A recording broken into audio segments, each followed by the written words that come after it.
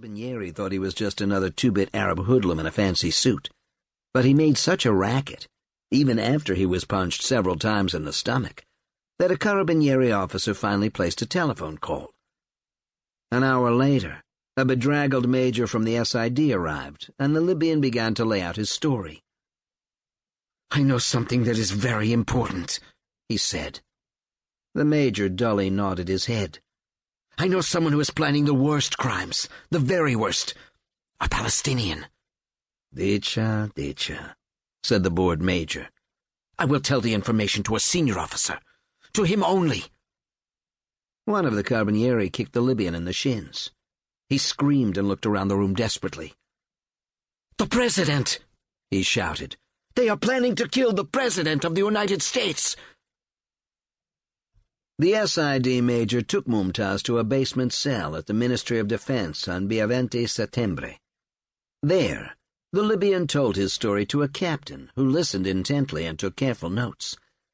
The Libyan claimed he had information about a new Palestinian terrorist organization that was planning a string of spectacular operations, culminating in the assassination of the American president.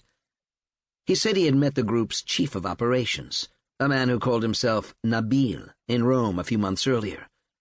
He had provided Nabil with women, introducing him to several German girls he knew in Rome, and later with guns and explosives.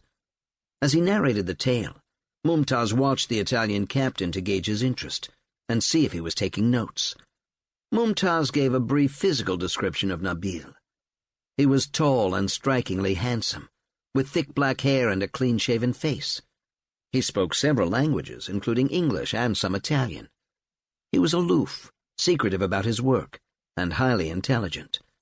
He liked to drink and smoke, and seemed to have an inexhaustible appetite for European women. When Mumtaz got to the Palestinian sex habits, he noticed that the Italian officer was looking at him dubiously. "Every word is true," protested the Libyan. "If you don't believe me, ask one of your own men in the Italian embassy in Tripoli. Giuseppe Rosso. He knows me.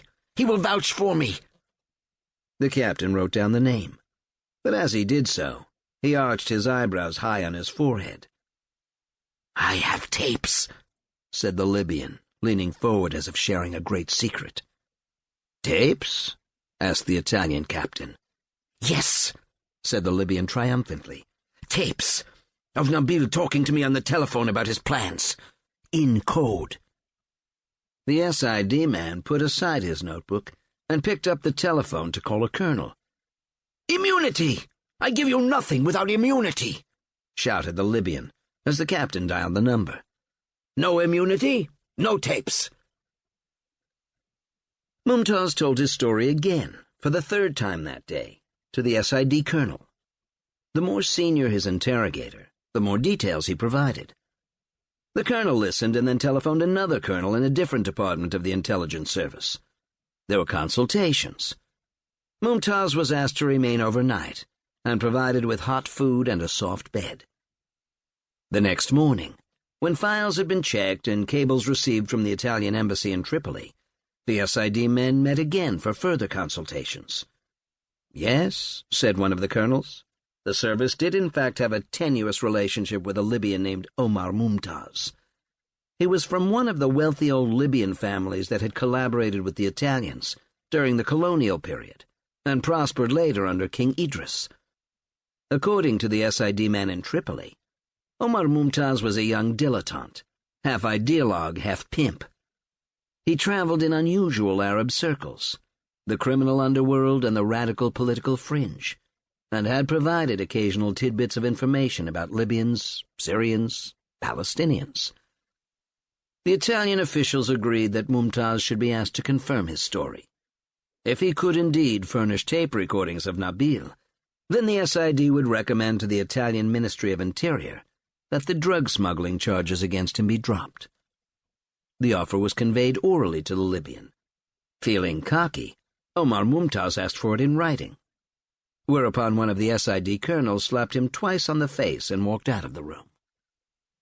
Mumtaz dropped his request. The tapes were in a safe deposit box at a branch of the Banca Commerciale Italiana, he said. He was taken there by two soldiers dressed in plain clothes.